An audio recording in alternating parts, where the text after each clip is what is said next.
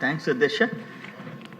ఈరోజు యువ నాయకుడు లోకేష్ బాబు గారు ఈ వాట్సాప్ గవర్నెన్స్ తేవటం టైం లేదంటున్నారు కాబట్టి ఒక్క మాటలో నిజంగా మిగతా రాష్ట్రాలు కూడా లోకేష్ బాబు గారి ఈ వాట్సాప్ గవర్నెన్స్ని ఫాలో అయ్యే పరిస్థితులు ఈరోజు దేశంలో వచ్చినాయి అధ్యక్ష. చాలా సంతోషం. నేనేమంటున్నానంటే ఇది ఒక రకంగా ప్రజల ముంగిట వాట్సాప్ గవర్నెన్స్, ఒక్క మాటలో చెప్పాలంటే ప్రజల జేబులో గవర్నెన్స్.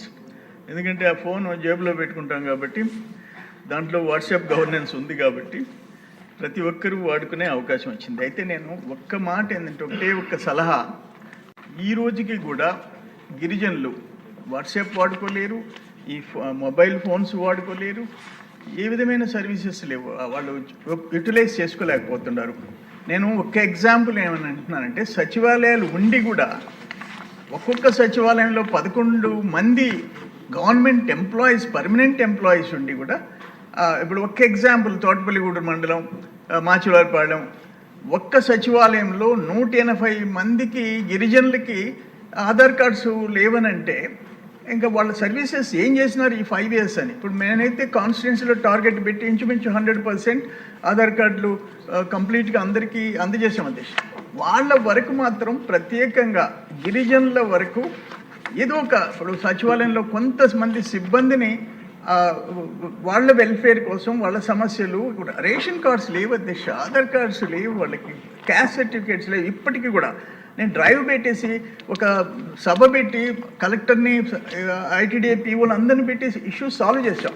ఆ విధంగా నేను మా లోకేష్ బాబు గారికి నా విజ్ఞప్తి ఏంటంటే మీ ద్వారా ఆ గిరిజనుల వరకు మాత్రం ప్రత్యేకంగా ఒక సెల్ ఏర్పాటు చేయడమా, ఎట్లా చేయాలో దాని సొల్యూషన్ చూడాలని చెప్పేసి నేను విజ్ఞప్తి చేస్తున్నాను అధ్యక్ష. నమస్కారం.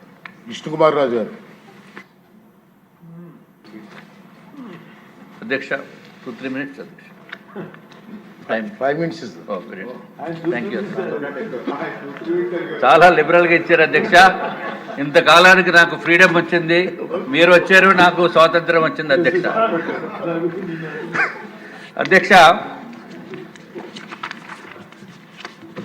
అధ్యక్ష గౌరవ మంత్రివర్యులు స్టాన్ఫోర్డ్లో చదివి విద్యార్థి కూడా అయిన మూలాన రిఫార్మ్స్ని ఏ విధంగా తీసుకురావాలో అనే ఆలోచన శక్తితోటి ఈ గవర్నెన్స్, గుడ్ గవర్నెన్స్గా మనకు వాట్సాప్ గవర్నెన్స్ని తీసుకురావడం జరిగింది అధ్యక్ష.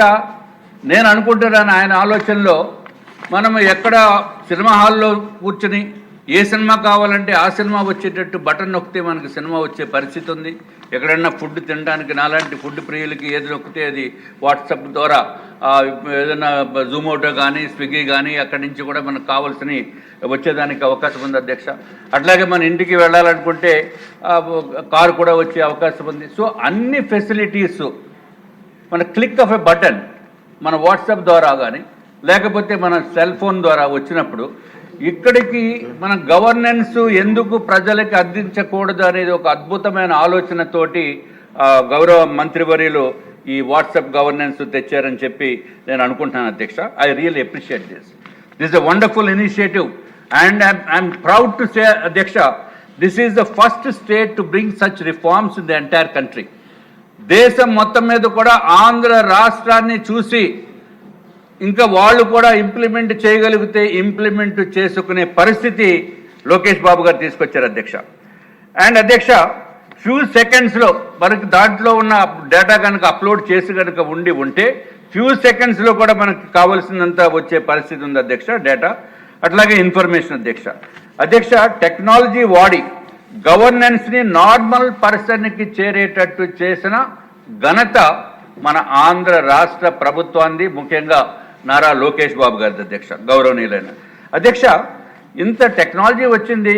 నేను శాంపుల్గా ఒక 10 మందిని అడిగాను అధ్యక్ష, ఈ వాట్సాప్ గవర్నెన్స్ గురించి మీకు ఏమన్నా చూసారా, మీ వాట్సాప్లో చూసారా అంటే ఎవరు చూడలేదు అధ్యక్ష, చాలామంది చూడలేదు. నేను ఊరికే శాంపుల్గా అడిగాను, నాకు కూడా తెలియదు. కానీ ఇవాళ ఈ సబ్జెక్ట్ ఉంది కాబట్టి నాకు కూడా తెలియకుండా మాట్లాడటం కరెక్ట్ కాదు కాబట్టి నేను కూడా